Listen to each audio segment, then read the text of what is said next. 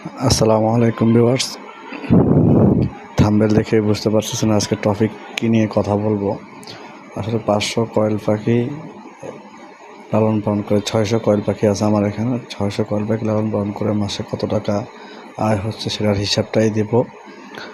যারা আমার চ্যানেল নতুন প্লিজ সাবস্ক্রাইব করে দিন। আসলে আমার এখানে 600 কয়েল পাখি আছে। আমি ডিম পাই প্রতিদিন 550-র মতো। তো 550 আমার 550 ডিম আমার এখানে বাজার রেট হলো আপনার 3 টাকা করে। বাজার রেট 3 টাকা করে। তো আমার 650 কয়েল পাখি থেকে আমি 550 ডিম পাই। আমি ধরে নিলাম ভাঙ্গা বা ছোটোখাটো ডিম বাদ দিয়ে ডেলি 500 ডিম ধরলাম। 500 ডিম আমার এখানে আপনার প্রতিদিন পাইকারি বিক্রি করতে পারি 1500 টাকা। 1500 টাকা বিক্রি করলে আমার খরচ যায় 800 টাকা।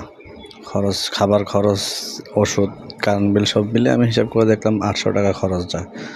তো 800 টাকা খরচ গেলে আমার মাসে খরচ হচ্ছে 24,000 টাকা। মাসে আমার খরচ হচ্ছে 24,000 টাকা। আর আমি ডিম বিক্রি করতেছি আমি মাসে 45,000 টাকা।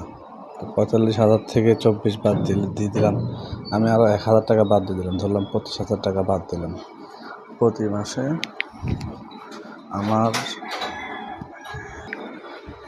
মাসে আমার কয়েল পাখি 600 কয়েল পাখি থেকে আমি আলহামদুলিল্লাহ 20,000 টাকা ইনকাম করতে পারতেছি।